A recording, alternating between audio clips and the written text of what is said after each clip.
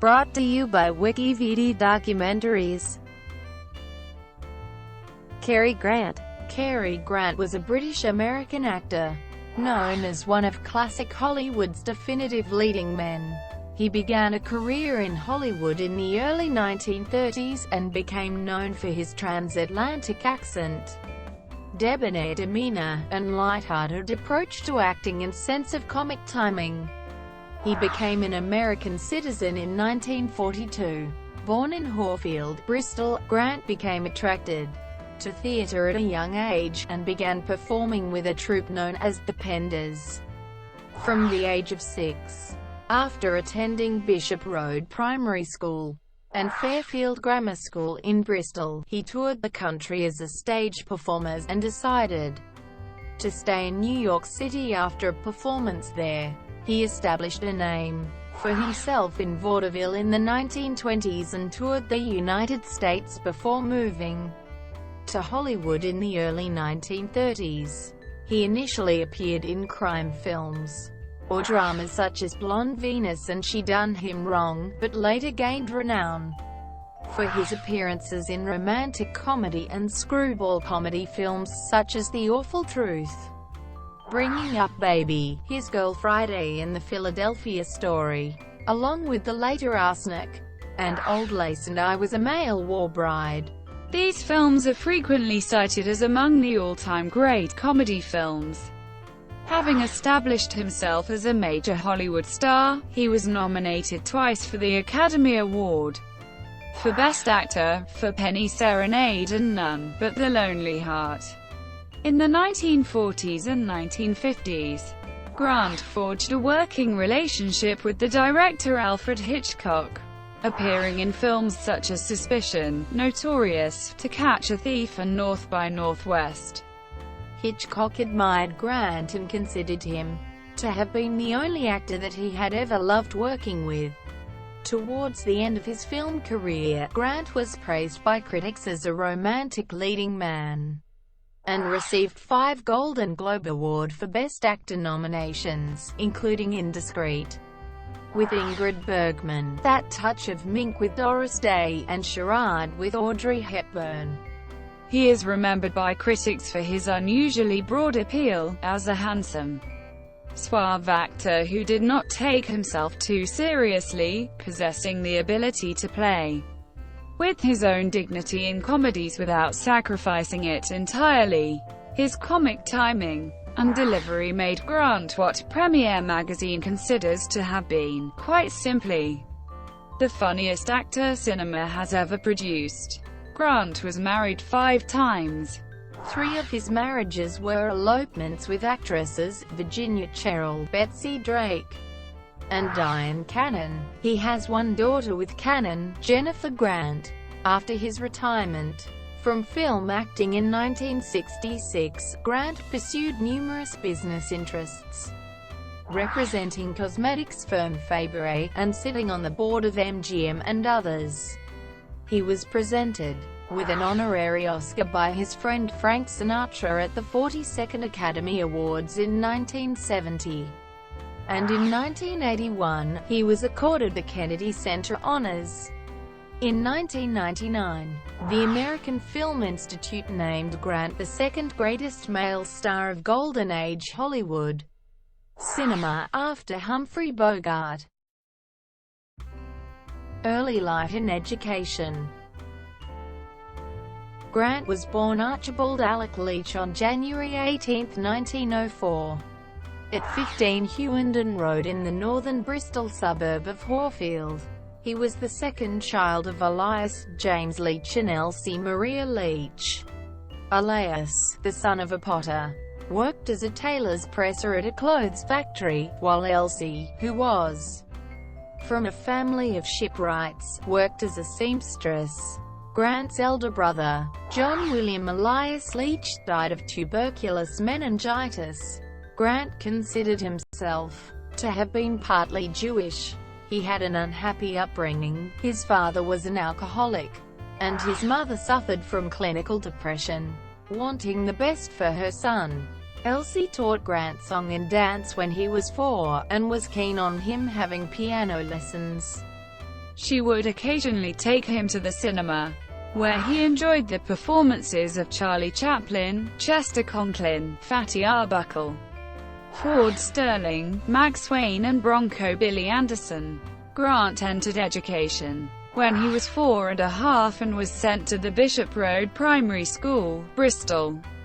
Grant's biographer Graham McCann mentions that Maureen Donaldson, a lover of Grant in the 1970s, claimed in her book that his mother did not know how to give affection and did not know how to receive it either. Another biographer, Jeffrey Wansell, notes that Elsie blamed herself bitterly for the death of Grant's older brother John, and never recovered from it. Grant later acknowledged that his negative experiences with his fiercely independent mother affected his relationships with women later in life. She frowned on alcohol and tobacco, and would reduce pocket money for minor mishaps. Grant later attributed her behavior towards him as down to her being overprotective, fearing that she would lose him as she did John. Grant's father later placed his mother in Glenside Hospital, and told the 9-year-old that she had gone away on a long holiday, later declaring that she had died. Grant grew up resenting his mother, particularly after she left the family. After Elsie was gone, Grant and his father moved into the home of his grandmother in Bristol. When Grant was 10, his father remarried and started a new family that did not include his son. Grant did not learn that his mother was still alive until he was 31, when his father confessed to the lie. Shortly before his own death, Grant made arrangements for his mother to leave the institution in June 1935, shortly after he learned of her whereabouts. He visited her during a break to England in October 1938, after filming for Gunga Din was completed. Due to alienation from his parents, he found it difficult to socialize and had a nervous disposition. He enjoyed the theatre, particularly pantomimes at Christmas, which he would attend with his father. Grant befriended a troupe of acrobatic dancers, known as the Penders of the Bob Penders stage troupe. He subsequently trained as a stilt walker and began touring with them. During a 2-week stint at the Wintergarten Theatre in Berlin circa 1914, he was noticed by Jesse Lasky, who was a Broadway producer at the time. In 1915, Grant won a scholarship to attend Fairfield Grammar School in Bristol, although his father could barely afford to pay for the uniform. With his good looks and acrobatic talents, Grant became a popular figure among both girls and boys. Though he was able at most academic subjects, he excelled at sports, particularly fives, and developed a reputation for mischief. He frequently refused to do his homework. A former classmate referred to him as a scruffy little boy, while an old teacher remembered the naughty little boy who was always making a noise in the back row and would never do his homework. His evenings were spent working backstage in Bristol theatres, and in 1917, at the age of 13, he was responsible for the lighting for the magician David Devon at the Hippodrome. Grant began hanging around backstage at the theatre at every opportunity. In the summer he volunteered for work as a messenger boy and guide at the military docks in Southampton, to escape the unhappiness of his home life. The time spent at Southampton strengthened his desire to travel. He was eager to leave Bristol and tried to sign on as a ship's cabin boy, but learned he was too young. On March 13, 1918, Grant was expelled from Fairfield. Several explanations were given, including being discovered in the girls' lavatory, and assisting 2 other classmates with theft in the nearby town of Almondsbury. Wansell claims that Grant had set out to intentionally get himself expelled from school to pursue a career in entertainment. With the troupe, Grant rejoined Penders' troupe 3 days after being expelled from Fairfield. Elias now had a better-paying job in Southampton. Grant's expulsion from the school brought local authorities to his door, with questions about why his son was living in Bristol and not with his father in Southampton. Upon learning that his son was once again with the Penders troupe, Elias co-signed a 3-year contract between his son and Penders. The contract stipulated Grant's weekly salary along with room and board, as well as dancing lessons and other training for his profession until the age of 18. There was also a provision in the contract for salary rises based on job performance. Vaudeville and performing career. Without school to attend, Grant rejoined the Penders troupe and accepted a salary of 10 shillings a week from Penders. The group began touring the county, and Grant developed the ability in pantomime to broaden his physical acting skills. On July 21, 1920, at the age of 16, Grant traveled with the group to conduct a tour of the United States, arriving a week later. Biographer Richard Schickel claims that Douglas Fairbanks and Mary Pickford were aboard the same ship, returning from their honeymoon, and that Grant played shuffleboard with him. He was so impressed with Fairbanks that the actor became an important role model. After arriving in New York, the group performed at the New York Hippodrome, the largest theater in the world at the time, with a capacity of 5,697, for 9 months, putting on 12 shows a week. Their production of Good Times was successful. Grant became a part of the vaudeville circuit and began touring. After performing in places such as St. Louis, Missouri, Cleveland, and Milwaukee, he made the decision to stay in the U.S. with several of the other members, while the rest of the troupe returned to Britain. He remembered becoming fond of the performances of the Marx Brothers during this period, and Zeppo Marx was an early role model for him. In July 1922, Grant performed in a group with 7 others, the Knockabout Comedians, at the Palace Theatre on Broadway.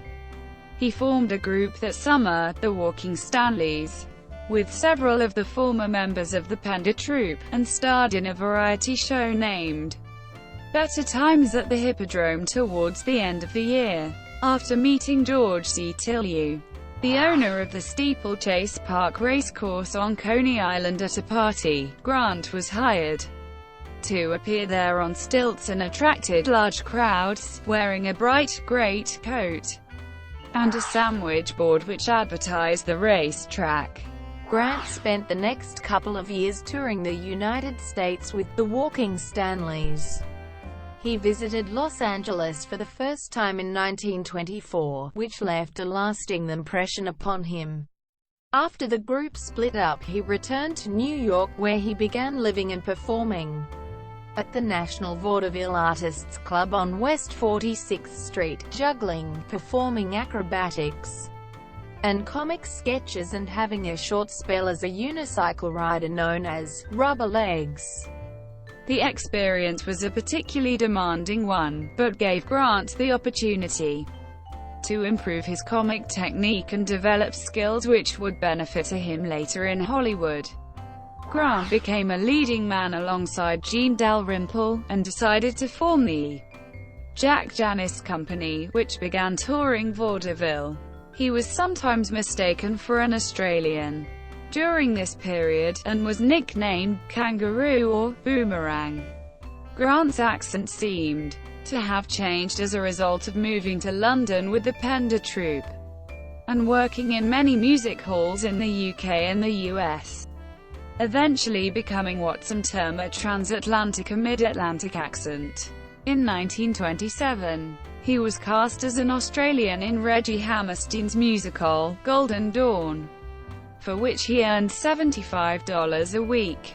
Although the show was not well received, it lasted for 184 performances, and several critics started to notice the pleasant new juvenile or competent young newcomer. The following year he joined the William Morris Agency, and was offered another juvenile part by Hammerstein, in his play Polly, an unsuccessful production. One critic wrote that Grant has a strong masculine manner, but unfortunately fails to bring out the beauty of the score.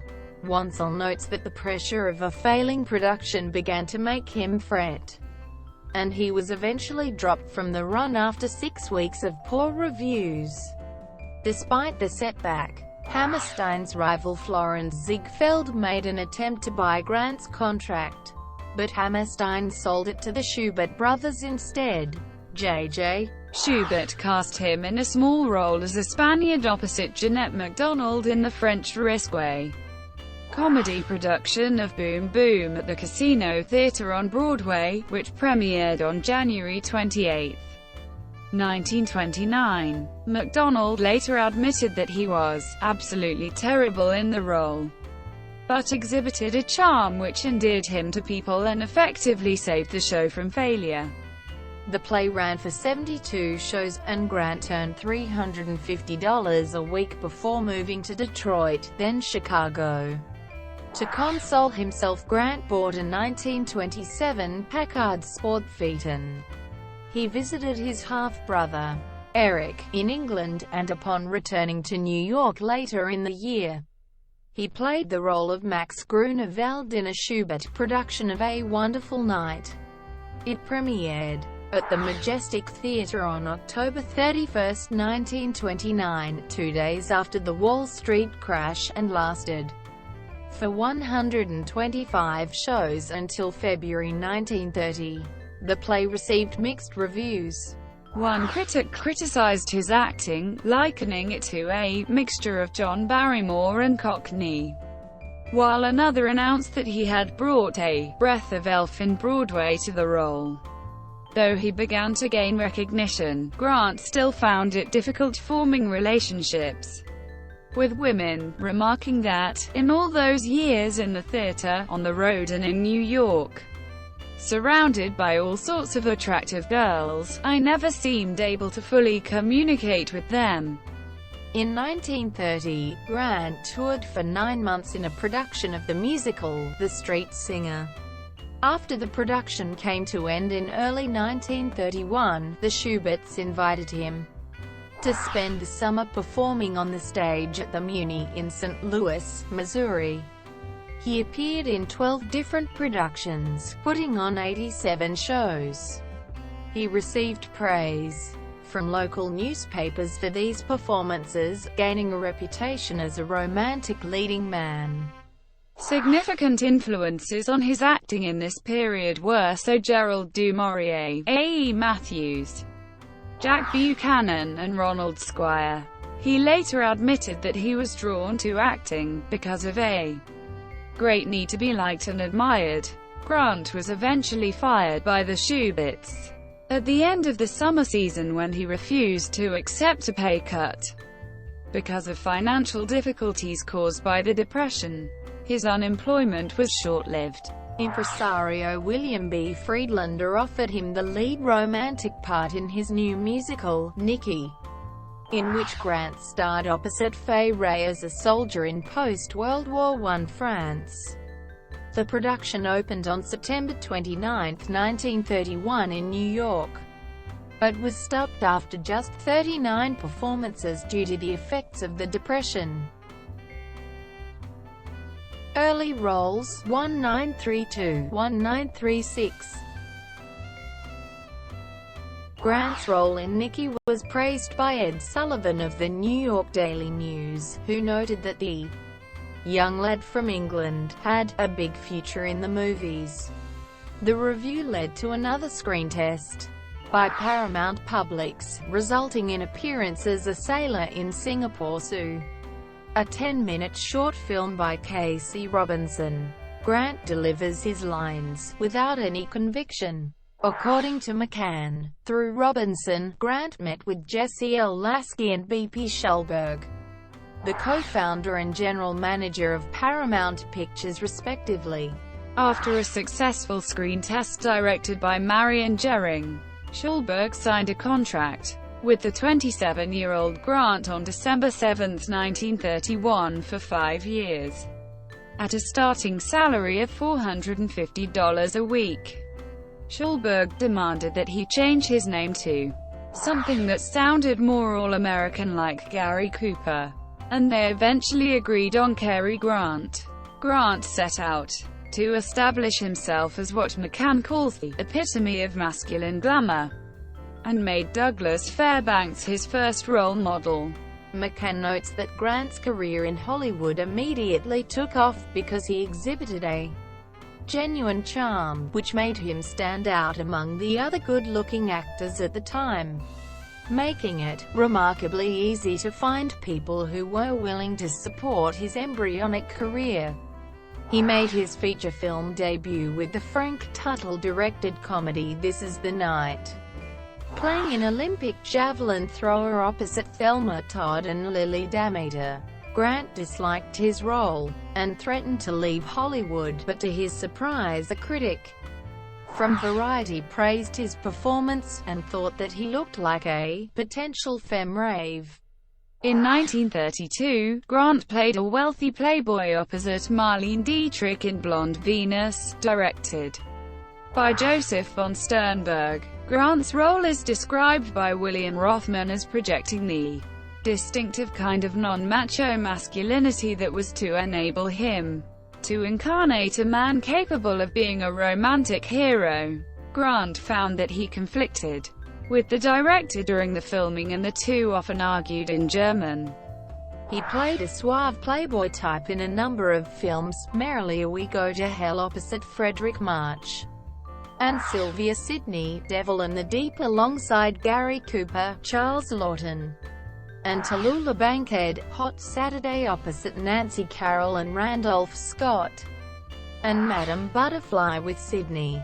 According to biographer Mark Elliott, while these films did not make Grant a star, they did well enough to establish him as one of Hollywood's new crop of fast-rising actors. In 1933, Grant gained attention for appearing in the pre-code films She Done Him Wrong and I'm No Angel opposite Mae West. West would later claim that she had discovered Cary Grant. Pauline Kael noted that Grant did not appear confident in his role as a Salvation Army director in She Done Him Wrong, which made it all the more charming. The film was a box office hit, earning more than $2 million in the United States, and has since won much acclaim. For I'm No Angel, Grant's salary was increased from $450 to $750 a week. The film was even more successful than She Done Him Wrong, and saved Paramount from bankruptcy. Vermilly cites it as one of the best comedy films of the 1930s. After a string of financially unsuccessful films, which included roles as a president of a company who was sued for knocking down a boy in an accident in Born to Be Bad for 20th Century Fox, a cosmetic surgeon in Kiss and Makeup, and a blinded pilot opposite Myrna Loy in Wings in the Dark, successive poor box office takings and press reports of his fledgling marriage to Cheryl led Paramount to form the conclusion that Grant was now expendable. Grant's prospects picked up in the latter half of 1935 when was loaned to RKO Pictures. Producer Pandro Berman agreed to take him on in the face of failure, because I'd seen him do things which were excellent, and Katharine Hepburn wanted him to. For his first venture with RKO, playing a raffish Cockney swindler in George Cukor's Sylvia Scarlett, he began the first of 4 collaborations with Hepburn. Though a commercial failure, his dominating performance was praised by critics, and Grant always considered the film to have been a breakthrough for his career. When his contract with Paramount ended in 1936, with the release of Wedding Present, Grant decided not to renew it and wished to work freelance. Grant claimed to be the first freelance actor in Hollywood and the lack of central contract helped increase his salary to $300,000 per picture. His first venture as a freelance actor was The Amazing Quest of Ernest Bliss, which was shot in England. The film was a box office bomb and prompted Grant to reconsider his decision. Critical and commercial success with Susie later that year, in which he played a French airman opposite Jean Harlow and Francho Tone, led to him signing joint contracts with RKO and Columbia Pictures, enabling him to choose the stories that he felt suited his acting style. His Columbia contract was a 4-film deal over 2 years, guaranteeing him $50,000 each for the first 2 and $75,000 each for the others. Hollywood stardom and Oscar recognition, 1937-1944. In 1937, Grant began the first film under his contract with Columbia Pictures, When You're in Love, portraying a wealthy American artist who eventually woos a famous opera singer. His performance received positive feedback from critics, with May Tinney of the Chicago Daily Tribune describing it as the best thing he's done in a long time. After a commercial failure in his first RKO venture, The Toast of New York, Grant was loaned to Hal Roach's studio for Topper, a screwball comedy film distributed by MGM, which became his first major comedy success. Grant played one half of a wealthy, freewheeling married couple with Constance Bennett, who wreak havoc on the world as ghosts after dying in a car accident. Topper became one of the most popular movies of the year, with a critic from Variety noting that both Grant and Bennett do their assignments with great skill. Vermilly described the film's success as a logical springboard for Grant to star in The Awful Truth that year, his first film made with Irene Dunne and Ralph Bellamy. Though McCary reportedly disliked Grant, who had mocked the director by enacting his mannerisms in the film, he recognized Grant's comic talents and encouraged him to improvise his lines and draw upon his skills developed in vaudeville. The film was a critical and commercial success and made Grant a top Hollywood star, establishing a screen persona for him as a sophisticated light comedy leading man in screwball comedies. The Awful Truth began what film critic Benjamin Schwartz of The Atlantic later called the most spectacular run ever for an actor in American pictures for Grant. In 1938, he starred opposite Katharine Hepburn in the screwball comedy Bringing Up Baby, featuring a leopard, and frequent bickering and verbal jousting between Grant and Hepburn. He was initially uncertain how to play his character, but was told by director Howard Hawks to think of Harold Lloyd. Grant was given more leeway in the comic scenes, the editing of the film, and in educating Hepburn in the art of comedy. Despite losing over $350,000 for RKO, the film earned rave reviews from critics. He again appeared with Hepburn in the romantic comedy Holiday later that year, which did not fare well commercially, to the point that Hepburn was considered to be box office poison at the time. Despite a series of commercial failures, Grant was now more popular than ever and in high demand. According to Vermilly, in 1939, Grant played roles that were more dramatic, albeit with comical undertones. He played a British Army sergeant opposite Douglas Fairbanks Jr. in the George Stevens-directed adventure film Gunga Din, set at a military station in India. Roles as a pilot opposite Jean Arthur and Rita Hayworth in Hawk's Only Angels Have Wings, and a wealthy landowner alongside Carole Lombard in Name Only followed. In 1940, Grant played a callous newspaper editor who learns that his ex-wife and former journalist, played by Rosalind Russell, is to marry an insurance officer in the comedy His Girl Friday. which was praised for its strong chemistry and great verbal athleticism between Grant and Russell. Grant reunited with Irene Dunne in My Favorite Wife, a first-rate comedy, according to Life magazine, which became RKO's second biggest picture of the year, with profits of $505,000.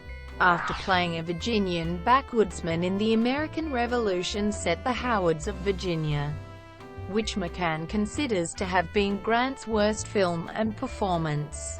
His last film of the year was in the critically lauded romantic comedy The Philadelphia Story, in which he played the ex-husband of Hepburn's character. Grant felt his performance was so strong that he was bitterly disappointed not to have received an Oscar nomination, and joked, "I'd have to blacken my teeth first before the Academy will take me seriously." The following year, Grant was considered for the Academy Award for Best Actor for Penny Serenade, his first nomination from the Academy. Wansell claims that Grant found the film to be an emotional experience, because he and wife-to-be Barbara Hutton had started to discuss having their own children. Later that year he appeared in the romantic psychological thriller Suspicion, the first of Grant's 4 collaborations with director Alfred Hitchcock. Grant did not warm to co-star Joan Fontaine, finding her to be temperamental and unprofessional. Film critic Bosley Crowther of the New York Times considered that Grant was provokingly irresponsible, boyishly gay and also oddly mysterious, as the role properly demands. Hitchcock later stated that he thought the ending of the film, in which Grant is sent to jail instead of committing suicide, a complete mistake, because of making that story with Cary Grant. Unless you have a cynical ending, it makes the story too simple. Jeff Andrew of Time Out believes Suspicion served as a supreme example of Grant's ability to be simultaneously charming and sinister. In 1942, Grant participated in a 3-week tour of the United States as part of a group to help the war effort and was photographed visiting wounded Marines in hospital. He appeared in several routines of his own during these shows, and often played the straight man opposite Burt Lahr. In May 1942, the 10-minute propaganda short Road to Victory was released, in which he appeared alongside Bing Crosby, Frank Sinatra and Charles Ruggles. On film, Grant played Leopold Dilg, a convict on the run in The Talk of the Town, who escapes after being wrongly convicted of arson and murder. He hides in a house with characters played by Jean Arthur and Ronald Colman, and gradually plots to secure his freedom. Crowther praised the script, and noted that Grant played Dilg with a casualness which is slightly disturbing. After a role as a foreign correspondent opposite Ginger Rogers and Walter Slezak in the offbeat comedy Once Upon a Honeymoon, in which he was praised for his scenes with Rogers, he appeared in Mr. Lucky the following year, playing a gambler in a casino aboard a ship. The commercially successful submarine war film Destination Tokyo was shot in just 6 weeks in the September and October, which left him exhausted. The reviewer from Newsweek thought it was one of the finest performances of his career. In 1944, Grant starred alongside Priscilla Lane, Raymond Massey and Peter Lorre in Frank Capra's dark comedy Arsenic and Old Lace, playing the manic Mortimer Brewster, who belongs to a bizarre family which includes 2 murderous aunts and an uncle claiming to be President Teddy Roosevelt. Grant took up the role after it was originally offered to Bob Hope, who turned it down owing to schedule conflicts. Grant found the macabre subject matter of the film difficult to contend with, and believed that it was the worst performance of his career. That year he received his second Oscar nomination for a role opposite Ethel Barrymore and Barry Fitzgerald in the Clifford Odets-directed film None But the Lonely Heart, set in London. during the Depression. Late in the year he featured in the CBS radio series Suspense, playing a tormented character who hysterically discovers that his amnesia has affected masculine order in society. The Black Curtain. Thank you for watching. Brought to you by WikiVD Documentaries. Please like and subscribe below.